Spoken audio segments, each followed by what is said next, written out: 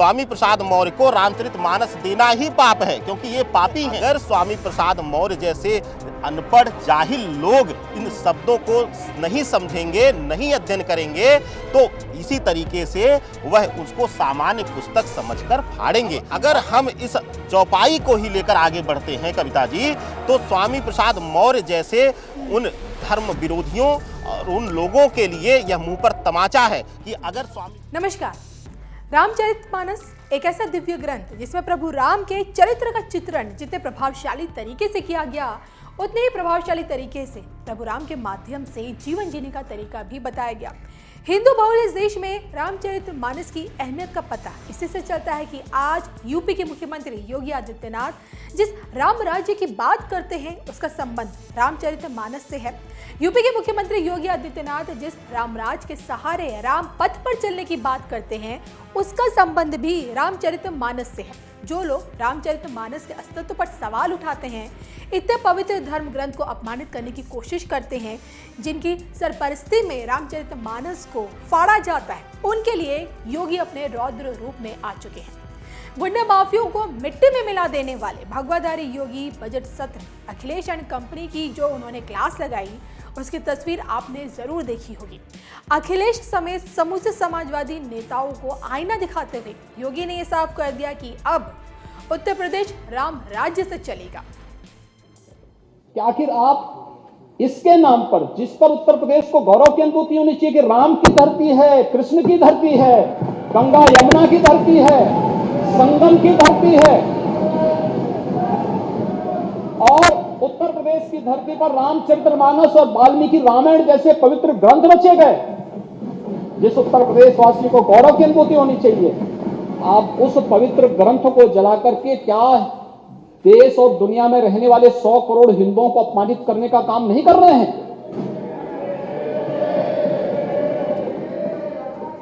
और इस प्रकार की अराजकता को कैसे कोई स्वीकार कर सकता है? कैसे कोई स्वीकार कर सकता है? तो यूपी के भैया जी खुद को प्रभु राम का भक्त तो बताते हैं, लेकिन जब उन्हीं के पार्टी के नेता स्वामी प्रसाद मौर्य रामचरितमानस को आदिवासी विरोधी, महिला विरोधी, शूद्र विरोधी बताते हैं, उस वक्त उनकी राम भक्ति अचानक से गायब हो जाती है।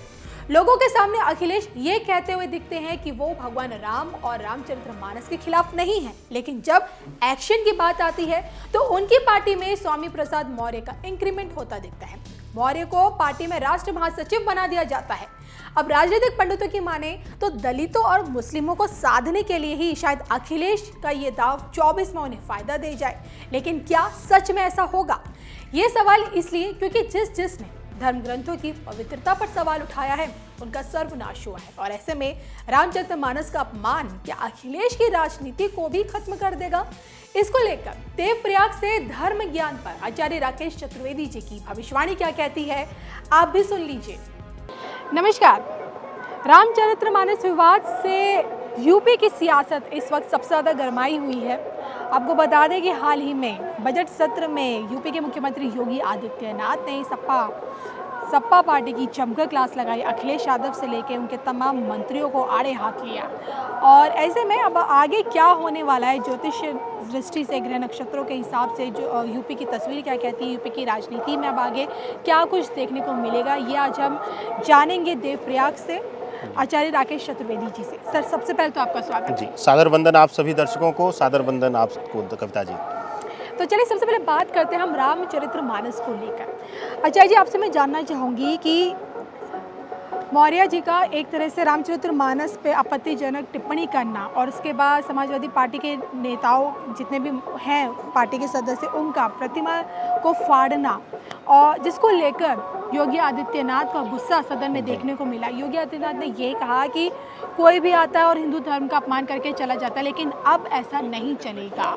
तो ये अब ऐसा नहीं चलेगा, इसका मतलब अब मैं जानना चाहूँगी कि अब आगे क्या होने वाला है? क्या ये एक लास्ट वार्निंग थी योगी आदित्यनाथ जी की तरफ से, क्योंकि वो भगवाधारी योगी आदित्यनाथ भी एक हिंदू धर्म से आते हैं, तो इसके आगे का मैं जानना चाहूँगी। देखिए, इसके आगे का जवाब कविता जी, इस पर थोड़ा सा जो हमारा भी क्रोध शायद दर्शकों को देखने को मिलेगा, क्योंकि मैं भी एक इंसान से पहले सनातनी हूं और अपने धर्म को लेकर मैं खुद कट्टर हूं, और उनका जवाब उसी रामचरितमानस से दिया जाना चाहिए, क्योंकि जिसको वो निरर्थक बता रहे हैं, जिसको निराधार बता रहे हैं, उसी से उनको आधार दिया जाना चाहिए।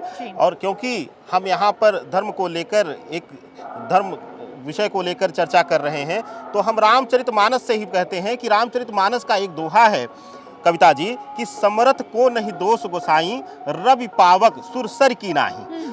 अब अगर स्वामी प्रसाद मौर्य इस दोहे के प्रथम अध्याय को लेकर के चलेंगे तो वो मंत्री बन गए थे, उनके पास पावर थी, उनके पास सब कुछ था, तो उनके सामर्थ्य को कोई दोष नहीं। अगर वो ये भूल कर रहे हैं तो रामचरितमानस की हर चौपाई को जब तक आप आत्मीयता के साथ नहीं पढ़ेंगे, जब तक आप उसके एक एक शब्द को उस रामचरितमानस उस शब्दावली में आप पूरा अध्ययन नहीं करेंगे, क्योंकि वह रामचरित्र का वर्णन है। और दूसरा कि रामचरितमानस को समझना इस धरा पर किसी के लिए इतना आसान नहीं है कविता जी।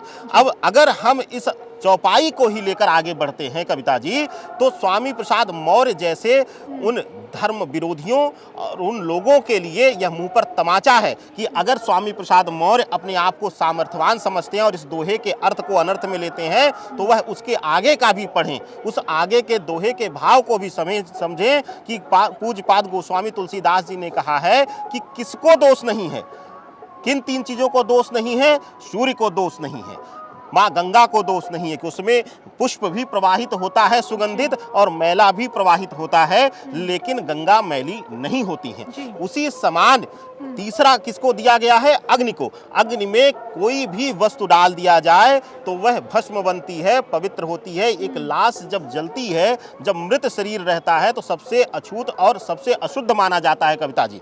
जो भी भस्म बनकर शिव मस्तक पर चढ़ता है और वो भी उनकी भस्म आरती होती है। तो अगर स्वामी प्रसाद मौर्य जैसे अनपढ़ जाहिल लोग इन शब्दों को नहीं समझेंगे, नहीं अध्ययन करेंगे, तो इसी तरीके से वह उसको सामान्य पुस्तक समझकर फाड़ेंगे। और मूर्ख के हाथ में अगर किताब दे दिया जाएगा तो वह उसको पढ़ेगा नहीं कविता जी, वह उसको फाड़ेगा, वह उस पर चने खाएगा। तो स्वामी प्रसाद मौर्य को रामचरितमानस देना ही पाप है, क्योंकि ये पापी हैं।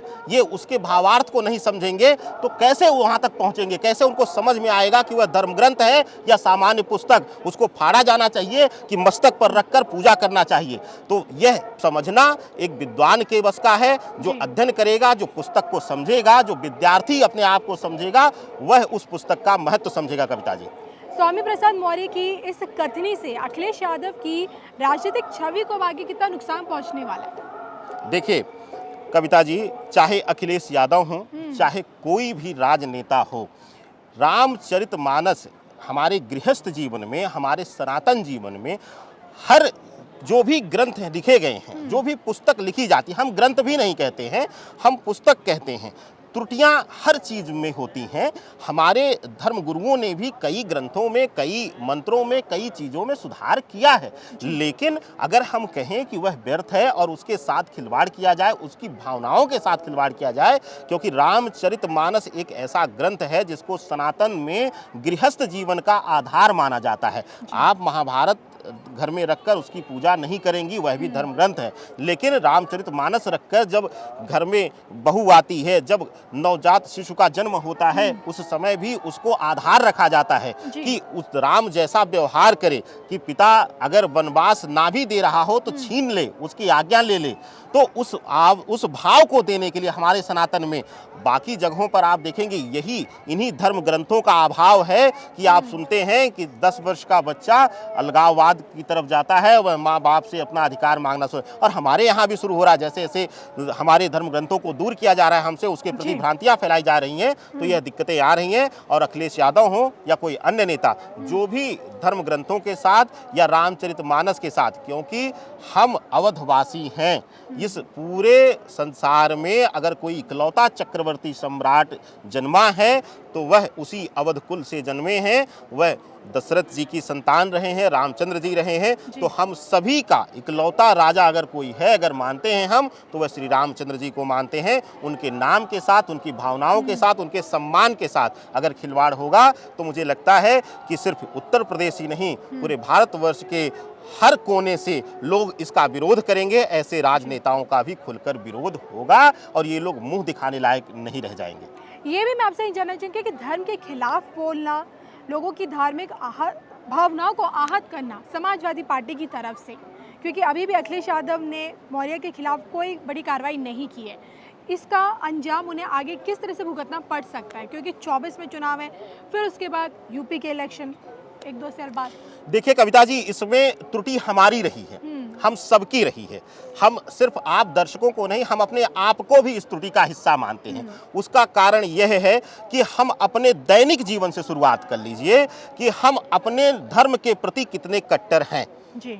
हम सुबह नहाते हैं और 2 मिनट मंदिर में हाथ जोड़ने के बजाय उसी में हमें विलंब होने लगता है, उसी में हमारी नौकरी जाने लगती है, उसी में हमारे करोड़ों का लॉस होने लगता है और हम तुरंत घर से निकल जाते हैं। ठीक है, यही एक कारण है कि हम अपने धर्म से दूर होते जा रहे हैं। दूसरा, उसका एक मूल कारण यह है कि यह जो हमारे भारतवर्ष में जब टेलीविज़न का जो बढ़ावा हुआ या कह लीजिए इंटरनेट के प्रति लोग जागरूक हुए और अब जो फिल्में आ रही हैं, जैसा कि हमने कई डायरेक्टरों के मुख से सुना, टेलीविजन पर बैठा करके 1-1 घंटे बहस के, क्यों उनको बैठाया जाता है? जब वह धर्म विरोधी हैं, जब वो नहीं समझ रहे हैं। हमने देखा कि एक डायरेक्टर बोल रहे थे, काली जी के ऊपर फिल्म थी कि नहीं वो तो पूरे विश्व का पान करती हैं, वो तो सिगरेट स्मोक कर सकती हैं। उसका ऐसा नालायक का तर्क, उसके बाद बिल्कुल। और एक फिल्म आई थी कृष्ण भक्ति के ऊपर, उनको पीरियड्स के ऊपर थी, उनको पैड के ऊपर दिखाएगा तो कहा जा रहा है कि प्रतिमात्मक चित्र है, यह प्रतीकात्मक है, यहाँ पर पैड नहीं है। अरे मूर्ख, उनको ले जाकर पैड पे थोड़ी ना बैठाओगे।